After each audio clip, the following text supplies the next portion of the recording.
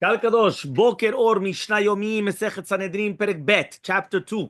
Mishnah Gimel and Daled, Mishnah 3 and 4. Met lo met. Right? We're talking about right now that a relative comes and he passes away to the king, and they're carrying the coffin to the grave. Eno yotze mi petach paltrin shelo. He may not go out of the entrance of his palace to join the funeral, right? Because it takes away the dignity of a king. Because the fact that the king has to grieve in public, which means that he has to, he has to mourn and all those things, so it takes it away from him. Rabbi Yehuda says, if he wants, he's allowed to. Meaning he could forgive for his honor, and he could do so. Why? He went out of the coffin of Avner, right? This Avner, now remember, Avner, right? This was actually the competition. Because remember that Avner was from the other side, right? Just to understand what was going on. Right? It says here, after Shalom Melech died, it says here the throne was claimed by Ishboshet and by David, right? Again, it was going to be the next king. So Shaul had a general named Avner, who was first supported by Ishboshet, but later he abandoned him and he made a treaty with David. So when Yoav, David's general, heard of the treaty, he suspected Avner of trickery, and then he went and he killed him.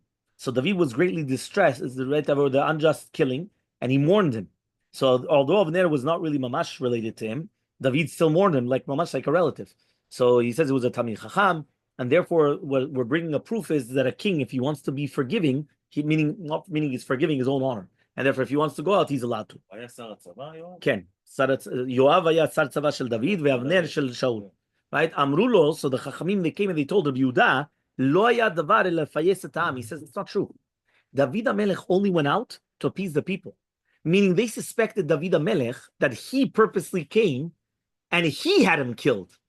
זאת אומרת, הם חשדו בו שכאילו, אתה רואה? הוא היה חלק משאול וישבושת, so הוא טיפל בו. You know how it is. כל אחד מטפל בו. You understand? So what happens is the same thing. So because of that, the only reason why he went out was לפייס את העם, to show the people, no, באמת, I know it. וכשמברין אותו. Now when he comes and he says, when the king's companions come and they feed him, כל העם מסוגבין על הארץ והוא מסב על הדרגש. Everybody's going to be on the ground and he's going to be on a couch. Because again, he's a high person. I mean, it's just like the Kohen Gadol was also on a type of a couch, a type of a thing, a stool, so he was on a couch. Mishnah Daled. ומוציא למלחמת הרשות על פי בית דין 71.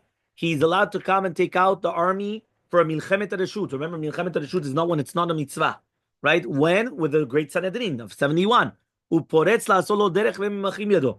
He could break through walls that surround another person's property, right? Mamash, he just goes straight, and nobody could stop him. Remember, that's a king. A king is poretz gdarim, right? A king is mamash, right? You can't say anything to him. Derech HaMelech en lo shiur.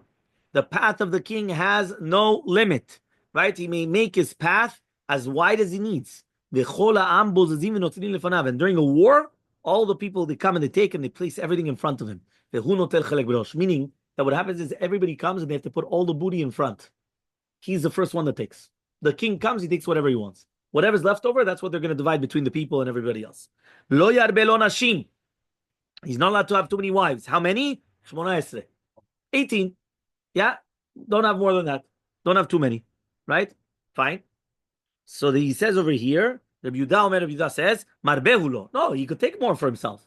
But they cannot come and take his heart away. Because again, the entire purpose was, they're not going to take the heart away.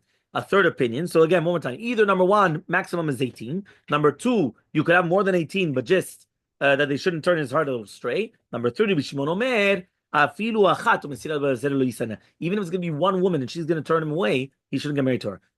So why does it say So he says, not just like Abigail. Remember, Abigail was a tzaddiket, and she was the one that David HaMelech married to her after she was married to Naval, right? So still, that means even though she was a huge tzaddiket, don't have more than 18 of these tzaddikot. Okay, the next halacha, not too many horses. Whatever he needs for his chariots. He shouldn't have too much gold and silver. Only enough to pay the soldiers' wages. Right? And another halacha is Kotev lo Sefer Torah lishmo. He has to write a Sefer Torah for his own sake. Yotzei milchama, when he goes out to war, he goes out with him. Nichnas umachnisei imo. Whenever he returns, he comes in with him. Yoshev badin hu imo. When it's going to go out badin, again it's going to be with him. And again, Yoshev medin umasim imo. Mesev kodegdosh lemav alita imo. Vekara bo kol yemei chayav. He's always going to be with him, and he's going to read it the entire day of his life. Meaning he's always going to be coming and reading from this special Sefer Torah.